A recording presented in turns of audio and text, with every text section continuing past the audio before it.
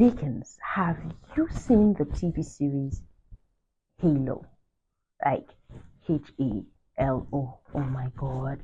I've seen seasons 1 and 2, and you know how something just keeps you at the edge of your seat from beginning to the end, and you just cannot stop. Please, shh, don't tell this to my productivity coach. Like, you just want to see what's going to come next, and it gives you, I just cannot put words to it.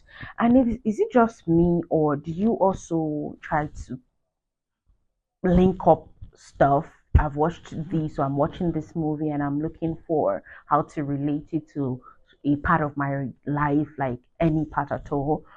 For me, I think I liked what I saw with Master Chief, Cortana, Kai, the whole Spartan ecosystem, or should I say Spartans, for instance, gave me so much to think about, like in parenting. Give me so much to think about, and you trust me now. I would always bring the juice to you guys, because what's the use keeping it all to myself, right? So if you have not seen it, like, let me just run it down for you. This overview is like a watered down version of what you're going to see. Just take time out and watch it, and when you are doing so, make sure that you pay attention, because you don't want to miss anything at all. 26th century setting, of course, Earth does not really exist like that anymore. There are different planets. There's this pattern group. There's the cobalt team. There's the silver team. Team silver, of course, you know now. When John 117 is there, what will I be doing in cobalt? But don't tell cobalt. We don't snitch here, you know. So there's this war, the Covenant. There's a blessed one. Her name is Maki. She's there with the non-humans. They're trying to take over the world as it is then. So many ships, like battleships, that are different. Like the tech is mad. It is lit. So long story short, Dr. Halsey creates another AI that now takes over Master Chief. The battle rages, of course, you know. Cortana is meant to guide John. Initially, he was reluctant. Later on, he accepted for her to be a part of him. But it gets to a point, like much later, when they take the fight to the Covenant Kingdom, let me call it that, or planet, and then John is meant to die. The Arbiter is meant to kill John. So emotional. And Cortana is saying, I was created. Okay, she had already told John that she was created to take over John totally. Like she was meant to be John's foolproof, fail proof. Yeah, let's call it fail proof. Like, if John gets erratic, he's not controllable anymore, you are going to take over John's body, that kind of thing. And John now says, Cortana, it's time. She goes, no, I can't. But this is what you were always built to do. No, I cannot. Long story short, she takes over and she's able to touch. There's this. Why am I losing the word for it? I'm so excited. I can't remember. Okay, artifact that they got that is supposed to do something. Shall lead them to the Halo, or they were going to use in the Halo. And as John, once he touches the artifact or a part of it, he starts getting memories from when he was 6 years old, because that's when they took them into the Spartan program. Dr. Halsey took them from their parents, had to now send dummies that now were bleeding from their noses, died off. Their parents buried those dummies thinking they were their sons, but their sons were taken into the Spartan system and practically turned into fighting machines. Think about that. It's in Transformer. Think about that sort of machine. Now, so what's much later, right? I'm taking you back and forth so that you get the background and then you can follow. Like I said, this is a watered down version of everything. So Cortana takes over John, and she's now able to is able to take the artifact and take it back to Reach. Reach is their own world or planet. Yeah. There's Soren. You definitely will love Soren and his wife, Lara. Of course, Kessler is his sweetheart too. Kessler is their son. Soren, who was in this Spartan program before but escaped, was much later. We now found out, oh God, all the spoilers. Well, let me just give you. He didn't really escape. It was Dr. Halsey that child orchestrated everything, made it look like he escaped. Now, the Spartans, remember I said, had two different teams, or like according to what we saw later, even though I think they started with much more. Team Silver and the Colbert team. Master Chief is Petty Officer John 117. He's the head of the entire, that's why he's Master Chief, the entire Spartan group. His team is the Silver team. That will be our focus in today's video. The parenting lessons to learn from the Halo TV series. John was much more than a leader. Even though they had emotion blockers in the form of a pellet put in their systems, when John took his out, he was able to now get emotions and read them a bit like humans, even if he was getting flooded by a lot and couldn't really explain it. John displayed so much leadership. He was too much of a leader, not just to the Spartans, but to the other Marines who would see him dressed as Petty Officer John 117, and they will gather like courage to fight. It was like an honor fighting alongside Master Chief. The first lesson we'll learn from Halo is leadership and responsibility. Master Chief killed it. He was that leader that commanded that presence. You see, when we say teach your children from an early age what leadership entails, this is part of what we're talking about, because his relationship with the other Spartans, there's Vanak. Oh my gosh, when Vanak died, my heart burst. There's Reese, and then there's Kai 125. Kai is an absolute sweetheart. When Kai gets told stories about John, his integrity was at stake, was on the line. But because John had maintained a track record of continuously telling the truth, it was not difficult for Kai to see through the facade and know that she was lied to. Your children from a very tender age must be shown, I have not said taught, must be shown what it means to be responsible, what it means to be a leader, so that when he is old, he will not depart from it. That child will head organizations tomorrow, probably will be the president of a nation or the head of a business conglomerate. Will his or her contemporaries or her superiors be able to look up to that child of yours as a leader that should be followed? Now, they didn't follow him out of fear or because it was a duty, even though it was, he just inspired that courage in them.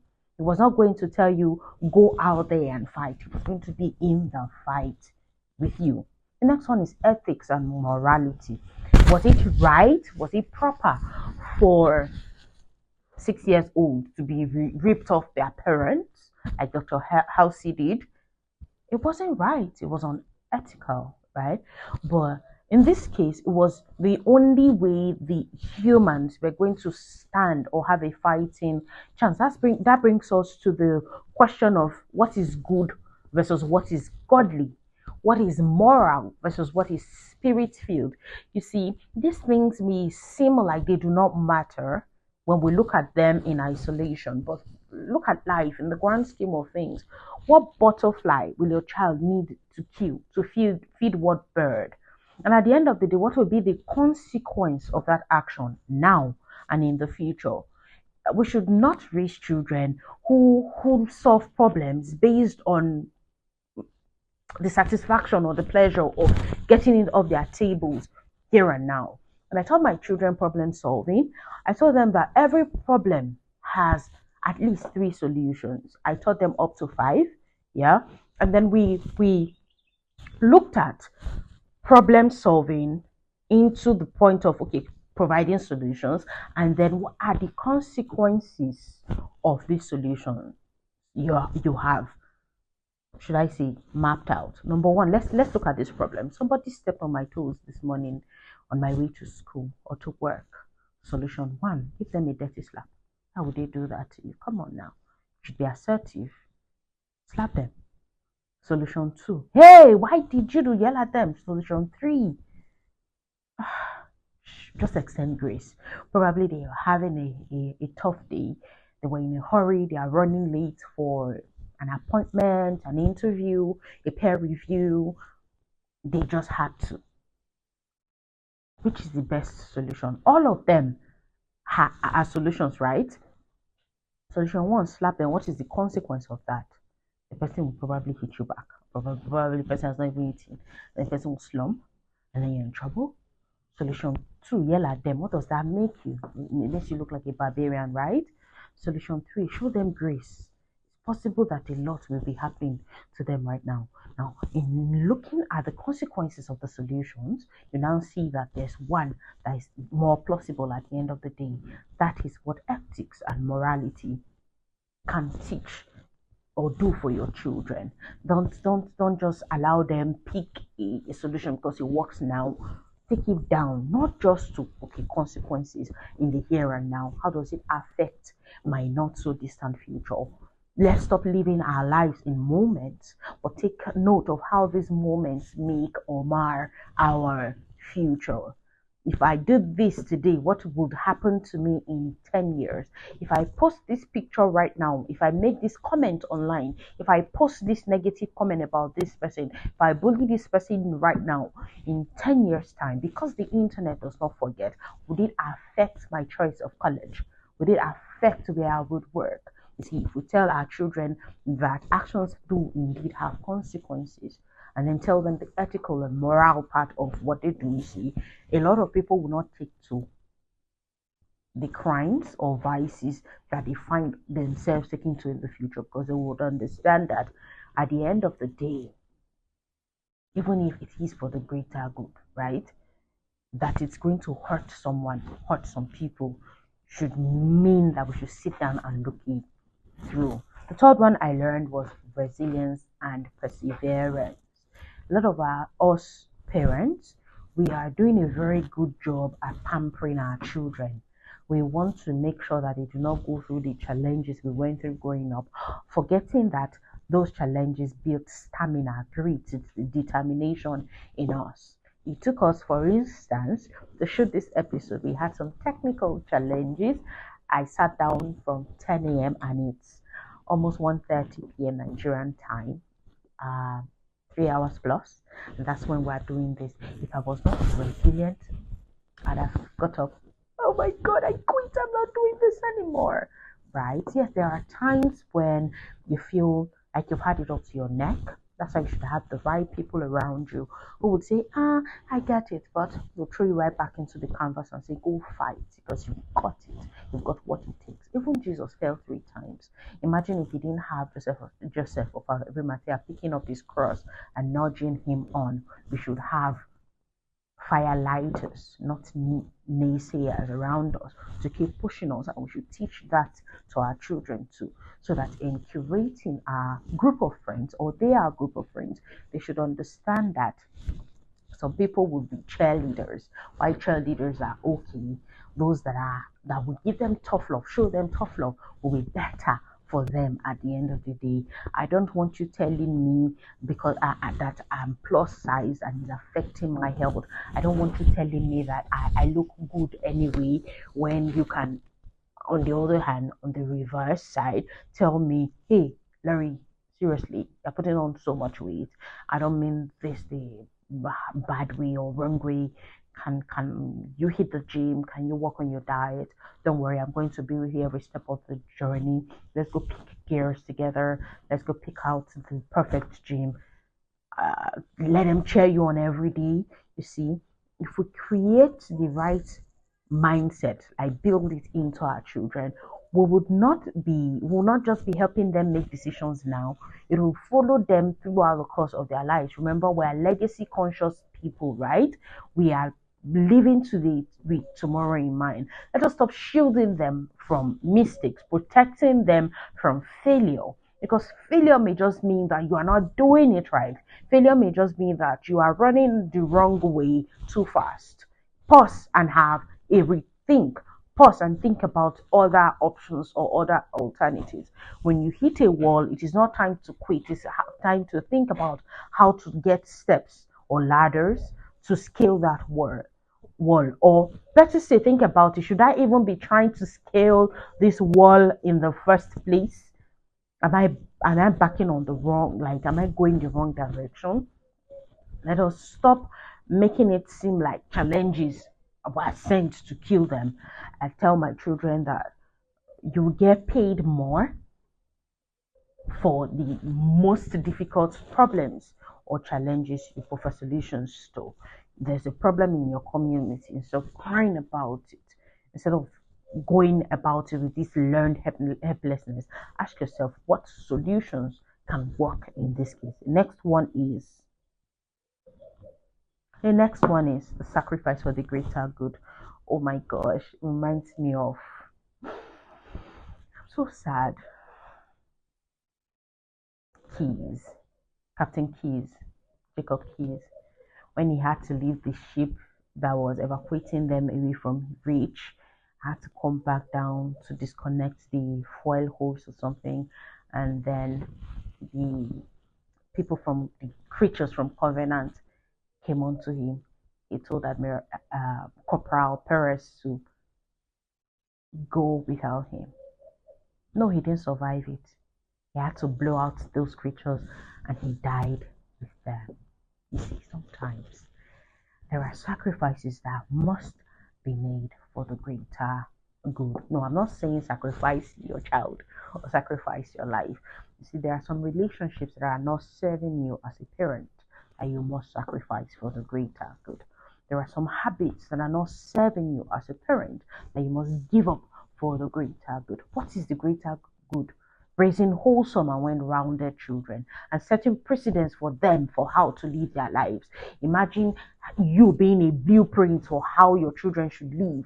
They will now see the flaws you have in your own system and correct it in their lives. A lot of children will fare better if they had parents who modeled certain traits and habits to them. Imagine your child learning to read just because you make reading a habit.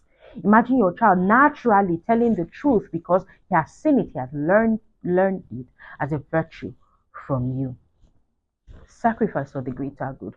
Sometimes your big mouth may just be something you need to sacrifice for the greater good. If you talk less and worked more, if you were more active, more proactive, a lot of things will be better in your parenting journey. Let's now talk about the final one: mentorship and guidance. Master Chief, or should we say petty officer, John 117, was a mentor to the core. Other Spartans could listen to him, could look up to him because he was doing the right thing, he was good at it, and he cared about them. He wasn't just a leader, he showed them, he fought alongside them. He actually, imagine, of course, as Marines or as military, your mission is always first, no matter what. Like, if that mission is going to save a billion people from dying and federal Marines like 1K are there, you forget about the Marines, right?